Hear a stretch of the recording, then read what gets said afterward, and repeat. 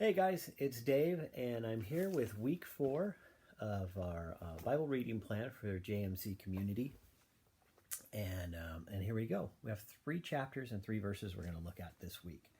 Genesis chapter 2, Luke chapter 1, Psalm 2, and then these three verses, Isaiah chapter 40 verse 3, Malachi chapter 3 verse 1, and Isaiah chapter 7 verse 14. Now, first chapter we're going to look at Genesis chapter 2. We're coming off of just looking at Genesis chapter 1 last week, and Genesis chapter 2 is complementary to Genesis chapter 1, and we're going to see creation now turning its attention onto the creation of man. And to keep in mind now, looking at man and looking at Adam in particular, how sin, enters through one man, through Adam, and yet through Jesus, who sometimes called the second Adam or Adam again, that redemption happens through his sacrifice, the sacrifice of Jesus Christ, who died for our sins and rose from the dead, to allow for this restoration for humankind and the relationship with God. And so that's something to think about and look at as we read Genesis chapter 2. And also, it's kind of interesting, I think, to think about a little bit, to dwell on the idea of the 3 gardens. And what I mean by that is, here in Genesis chapter 2, we see a garden, and Adam is working in the garden. And it's also where sin enters the picture, is in this garden. Now, contrast that to the second garden, the Garden of Gethsemane. And the Garden of Gethsemane is the culmination of Jesus Christ's earthly ministry, bringing on the sacrifice, Jesus' death and his burial and his resurrection and restoration for us in that second garden. And then the third garden, if you will, it's a little bit of a stretch, but think about in the book of Revelation when that tree of life appears again with the new heaven and new earth, and that book of Revelation, you can kind of think of that as the third garden, and basically bringing everything full circle. This whole creation coming full circle from God creating it and declaring it good, and then the fall, and then the process of redemption through Jesus Christ, and coming to the end time when God fully restores and brings everything back together again, and it's good again, and we come full circle in that sense. Another chapter we're going to look at, obviously, is Luke chapter 1.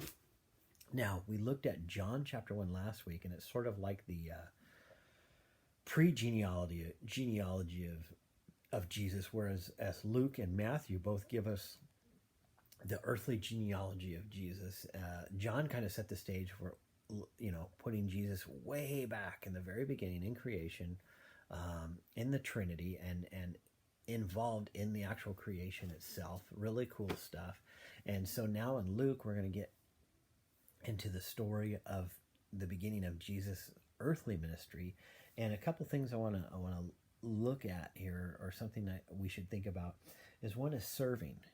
And think about Zacharias, where he was when the angel encountered him. He was busy serving the Lord, submitting to God. Think about Mary and her submission to God and the message she received about carrying the Lord.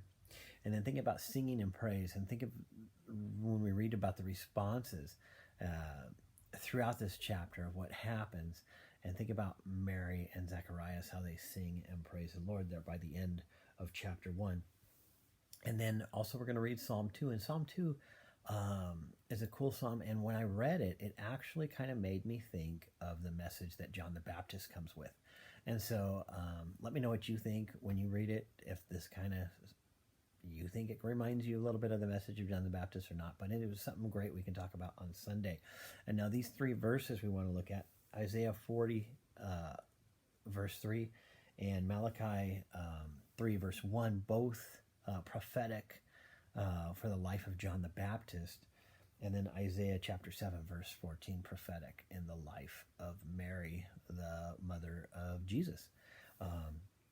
So that's our reading for this week.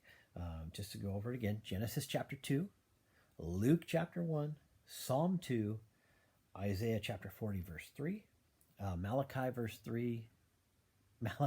chapter 3, verse 1, and Isaiah chapter 7, verse 14.